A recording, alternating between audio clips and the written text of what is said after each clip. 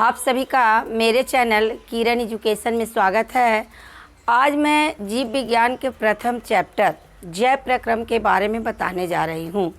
जैव प्रक्रम वे सभी क्रियाएं जिसके द्वारा जीवों का अनुरक्षण होता है।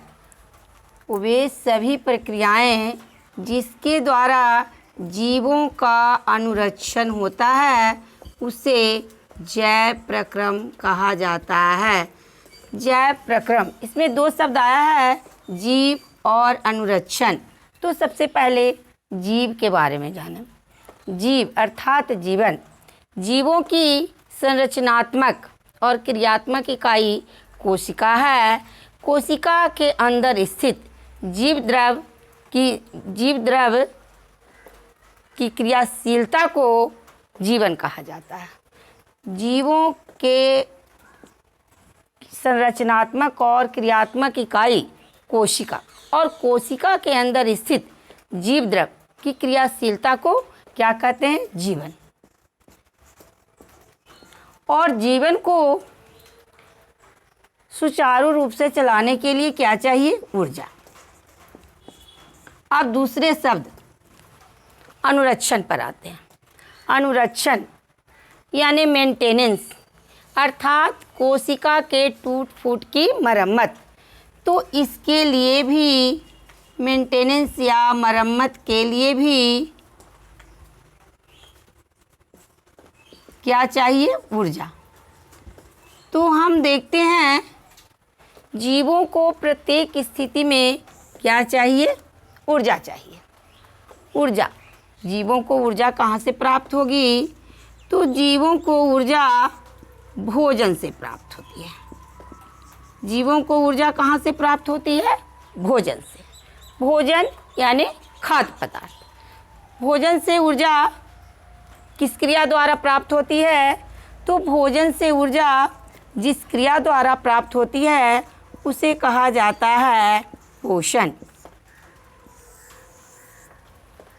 भोजन से ऊर्जा किस क्रिया द्वारा प्राप्त होती है?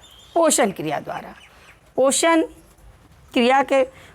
की क्रिया जीवों में एक जटिल तंत्र, बहुकोशिकीय जीवों में एक जटिल तंत्र के द्वारा होता है जिसे पाचन तंत्र कहा जाता है।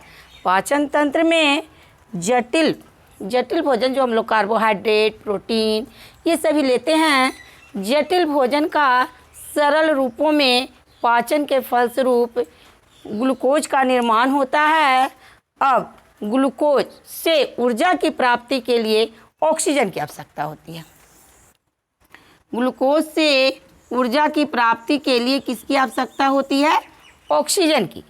और जीव ऑक्सीजन जिस क्रिया के द्वारा ग्रहण करता है उसे कहा जाता है श्वसन।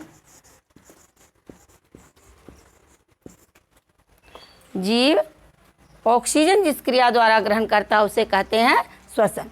तो अब ग्लूकोज जो पाचन के फलस्वरूप प्राप्त हुआ और ऑक्सीजन, इन दोनों के ऑक्सीकरण से ऊर्जा की प्राप्ति के लिए इसे पहुंचना है कोशिका में। कहाँ पहुंचना है? कोशिका में। तो कोशिका में पहुंचने के लिए इसे भोजन से बना ग्लूकोज और यहाँ ऑक्सीजन, इसको पहुंचना है कोशिका में। तो कोशिका में पहुंचने के लिए एक परिवहन तंत्र की आवश्यकता होती है और ये क्रिया होता है परिवहन के द्वारा।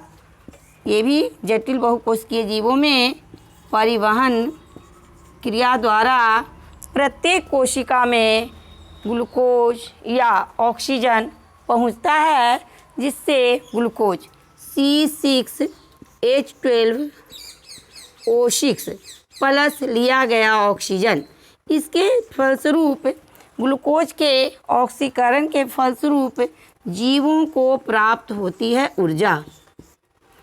ऊर्जा के अतिरिक्त उप उत्पाद के रूप में भी CO2 और जल की प्राप्ति होती है। उप उत्पाद के रूप में CO2 और जल की प्राप्ति होती है। अब CO2 और जल ये हमारे शरीर के लिए हानिकारक होते हैं, जिसे समय समय पर शरीर से बाहर निकालने की ज़रूरत होती है। तो ये हानिकारक और अवांछनीय पदार्थ जिस क्रिया द्वारा शरीर से बाहर निकलते हैं, ये दोनों जिस क्रिया द्वारा शरीर से बाहर निकलते हैं उसे कहा जाता है उत्सर्जन।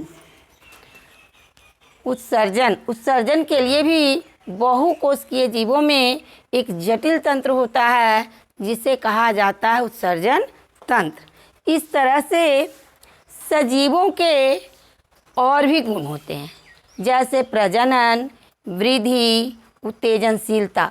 लेकिन ये सभी क्रियाएं, ये सभी गुण किससे ऊर्जा की प्राप्ति नहीं होती है, केवल पोषण, श्वसन, परिवहन और उत्सर्जन, इन्हीं के द्वारा ही जीवों को भोजन की प्राप्ति होती, ऊर्जा की प्राप्ति होती है। इसी कारण जैव प्रक्रम में केवल 4 ही क्रियाएं हैं: पोषण, श्वसन, परिवहन और उत्सर्जन।